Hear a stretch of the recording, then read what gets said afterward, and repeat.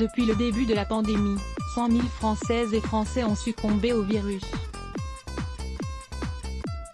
Nous avons tous une pensée pour leurs familles, leurs proches, pour les enfants qui ont perdu un parent ou un grand-parent, les fratries endeuillées, les amitiés fauchées. C'est en ces termes que le président de la République, Emmanuel Macron, a rendu hommage aux victimes du Covid-19, ce 15 avril, dont le nombre vient de dépasser un seuil critique, un peu plus d'un an après le début de la pandémie.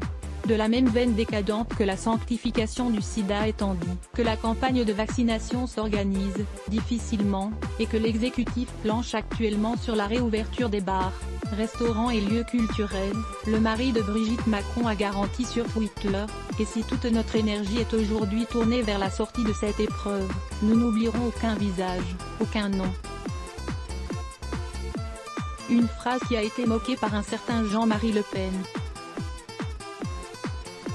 Ce dernier, âgé de 92 ans, a partagé un tweet ce jeudi où il déclare « L'idée d'un hommage national aux 100 000 morts du Covid est de la même veine décadente que la sanctification du sida. Des morts qui ne seraient finalement qu'un détail, une expression que Le Pen affectionne particulièrement, donc, à l'échelle de la population française. Et son parallèle avec l'épidémie de VIH a de quoi faire grincer des dents, quand on connaît les propos qu'avait tenus l'ancien président du Front National sur ceux qu'il appelait les sidaïques, en 1987, et qu'il comparait à des lépreux.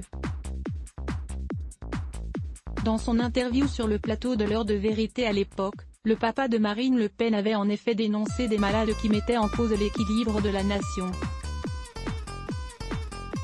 Il avait balancé à leur sujet, en pleine pandémie, un sidaïque hospitalisé coûte entre 500 000 et 1 million de francs par an.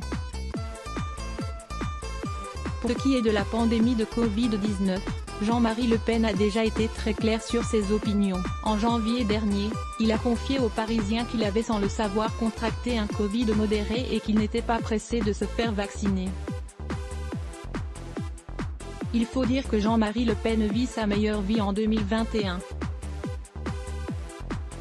En janvier dernier, il a épousé religieusement sa femme Jeannie, en privé, sans inviter ses filles. Marine Le Pen ne veut pas penser à la mort de son père pendant ce temps. Son héritière Marine Le Pen est toujours en campagne, à un an, de la présidentielle. Interrogée sur YouTube par Va Plus sur son paternel, Marine Le Pen s'est dite chanceuse de l'avoir encore en vie, malgré leurs différends. Elle a en effet expliqué le 8 avril dernier, « La relation entre mon père et moi, c'est le ciel breton. Parfois, il y a des grains plusieurs jours de suite et parfois, il y a des grains plusieurs fois par jour. » Et de conclure à propos de sa mort, c'est une pensée horrible. L'idée d'un hommage national aux 100 000 morts du Covid est de la même veine décadente que la sanctification du sida. Jean-Marie Le Pen @LePenJM, avril 15, 2021. Supérieur à avoir aussi, la chanteuse Vita règle son compte à Marine Le Pen. À lire aussi les blocs ADS.